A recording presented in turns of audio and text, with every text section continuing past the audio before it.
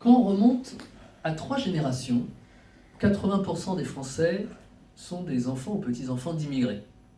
C'est mon cas, c'est votre cas. Donc, la France...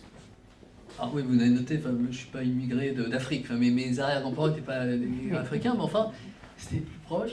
Mais d'Europe, enfin, on est à 85% tous des fils ou des petits-fils ou des arrière-petits-fils d'immigrés. Donc la France, c'est un pays, d'ailleurs à l'instar des États-Unis, c'est un pays qui s'est bâti sur son immigration et qui, dans le même temps, c'est un pays qui tend à l'universalisme. C'est-à-dire que nous avons l'ambition, la prétention, je ne sais pas, mais de penser que notre pays peut avoir des idées, des valeurs qui peuvent rejaillir dans le monde entier. Hein ? La France des Lumières du XVIIIe siècle, la France de la Révolution de 1789. Voilà, il y a différents éléments. Bon, et, donc on peut en être fier, hein, le monde nous regarde différemment qu'un autre pays. Mais donc ça nous engage, ça nous oblige. Ça nous oblige en matière de comportement.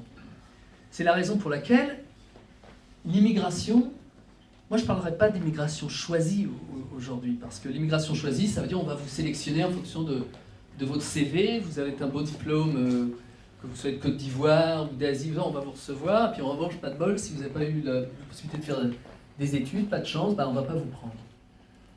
Dans le même temps, je ne peux pas sombrer dans la démagogie en vous disant, on va ouvrir les vannes. Je vous rappelle, c'était cette citation de Michel Rocard, qui était Premier ministre de la France, qui est décédé il y a quelques mois, il y a 6 mois, qui disait « La France se doit d'être généreuse et dans le même temps, elle ne peut pas accueillir toute la misère du monde ». Et alors la plupart des journalistes et puis des opposants à Rocard vont juste garder la dernière partie de la phrase. Elle ne peut pas s'ouvrir à toute la misère du monde. Oui, mais il avait dit, en revanche, la France doit s'engager à faire tout ce qu'elle peut pour aider les pays plus défavorisés, l'immigration pour ceux qui veulent venir. Donc moi, ce que je crois par rapport à cela, quand je viens vous parler, c'est la deuxième fois, et grâce à vous que je viens parler, sincèrement, je tiens le même discours que je m'adresse. Alors j'ai compris qu'on qualifiait la diaspora, mais moi quand je vous regarde, excusez-moi l'expression, mais je me moque de savoir que vous êtes fils ou petit-fils ou immigré ivoirien. Moi ce que je vois, c'est que j'ai des Français en face de moi. Et dans la campagne,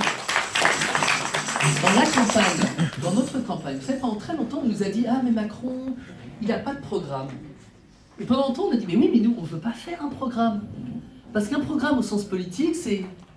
Vous allez voir les paysans, vous leur